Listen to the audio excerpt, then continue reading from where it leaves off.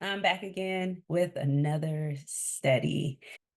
I'm proposing that because, and again, this is this is according to the text, this is based on sound doctrine, that because God, Christ, husband, is considered the head, and there's a reason for that, that and then wives, women, right, receive covering.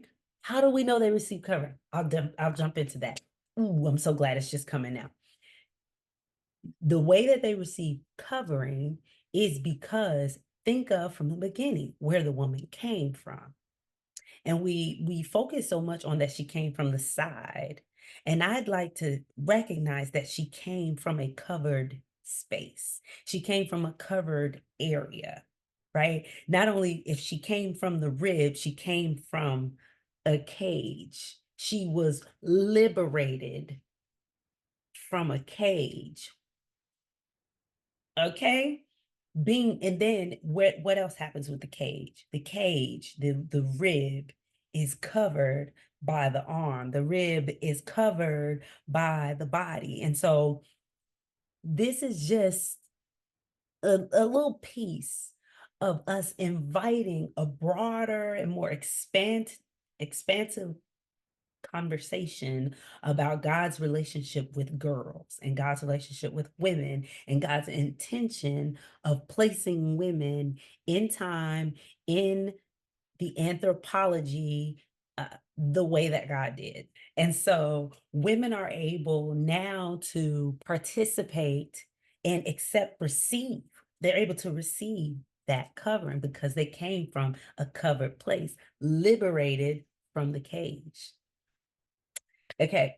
And so now let's skip ahead into Genesis. And so once the I'm sorry. I'm just taken aback. I had never thought about the rib being removed from a cage. I never thought about the rib being removed from a cage.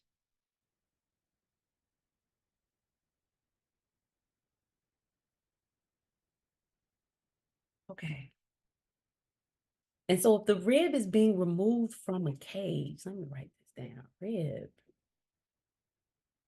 liberated. Why is it liberated? Because the rib came out of the cage and walked. Liberated from the cage. Try to argue me on that one, or don't, but just saying that one right there hit different. And so when they, right, the whole fruit thing happens, and then their eyes were open, right? So now I'm in Genesis 3. Nope, not Genesis 3. I'm in Genesis 3. Genesis 3 and 5.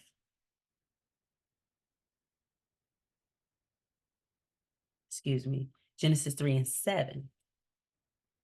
Now, when they realized that they were naked, then the eyes of both of them were open, and they realized that they were naked, uncovered. And they sewed fig leaves together and made coverings for themselves. And so, what so far are we seeing that covering represents? Right now, covering has represented vulnerability. Covering has represented liberation. Covering has now represented shielding from shame. And if not shielding from shame, because they realized that they were naked. Oh no, we're naked. To realize that you're naked, so I'm covering my body. So it is a shielding from vulnerability. I think that's the best we can do with it, with and do it well. Shielding from vulnerability. And so that is the next time we see a covering taking place. And they use leaves. Now, the next time when they actually encounter God and God comes back to find them in the garden, covered with leaves. And God's like, what's going on? And they're like, well, we were naked and we knew that you was coming over. And so we decided to cover ourselves. Who told you that you were naked? Right? Um, who told you that you were uncovered?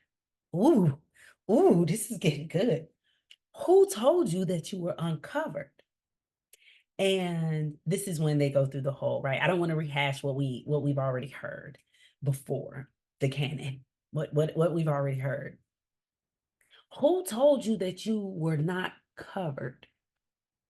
So in that question, without us thinking of God as an accusatory being, accuser, and as an accuser, as us not looking at God as an accuser, we're instead looking at God as the covering. Because again, God is saying, who told you that you were naked?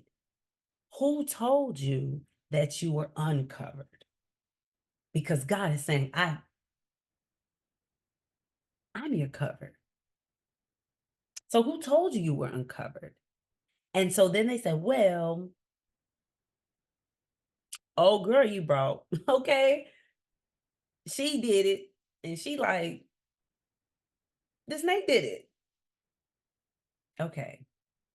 So Adam, you forgot that you were covered already. And somehow that did not translate to you teaching or communicating or reinforcing or encouraging or uplifting or re-empowering this woman who was covered by you. And so now she thinks she's uncovered. And woman, where did you get that from? You got that from somebody who is undercover, right? Under the leaves, who lives right, and really didn't come into the curse, right? The curse is when the snake becomes, crawls on his belly.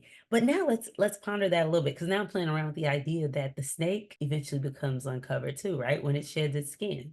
And so we're dealing with beings that come to the realization about the definition or what it means to be covered.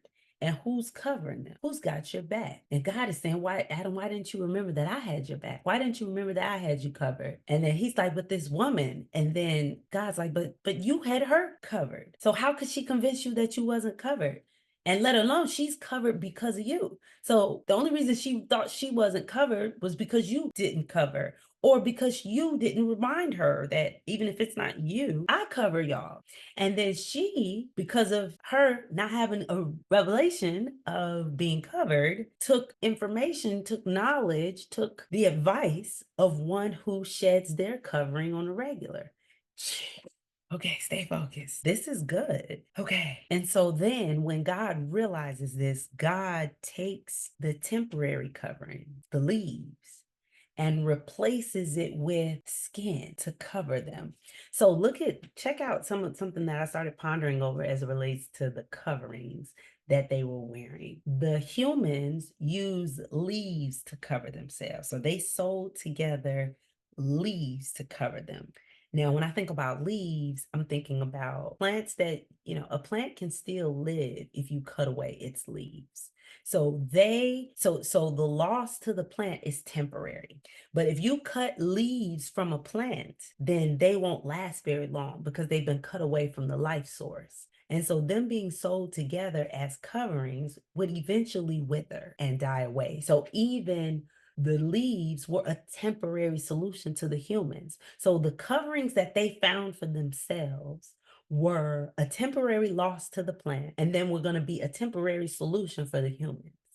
And then God came and decided to give skin. The Lord made garments of skin for Adam and his wife and clothed them and clothed them. That's verse 21. And so now when I think about skin, that means that skin had to come off of a living thing. I want to say like a mammal or something, but it's not too far-fetched to think that what if it was an amphibian, right? Maybe maybe God made them an outfit out of alligator skin. Okay. Just using my sanctified imagination in the words of the Reverend Dr. Wilder Gaffney, right? And amphibious skin, or what else is a mother's skin? Right. Well, for now, right, for the sake of time, we'll just say it was skin, and it was potentially animal skin. And so if it was animal skin, then that means that it was a loss of life, because I'm not sure too many animals, maybe you can skin a cat, maybe you can skin a tiger and it's still walking around alive waiting to regain its skin. But if God made them, then we can just deduce that it's a possibility that this animal lost its life. So now God sacrificed a life in order to cover the humans, which became a permanent solution for the humans. So we've got leaves that were a temporary loss to the plant and a temporary solution for the humans. And then in the flesh of an animal that became a permanent sacrifice of life for the Lord and a permanent solution for the human. I think if you're sensing already some propheticness through that, I'm glad you are, because I'm sensing it too. Just about the ways that we as humans will use our own means to cover ourselves. And they usually don't last that long. Rather, we're covering ourselves because we feel vulnerable, or we're covering ourselves because of shame. It's usually not going to be a permanent solution. But the death of Christ is meant to be, first of all, was meant to be for an animal, it's permanent, but it was a permanent solution for humans because, right, eventually it just turns into leather. Shout out to Peter. But then for Christ, it wasn't a permanent loss of life, but it still was a permanent solution. Praise God. Okay.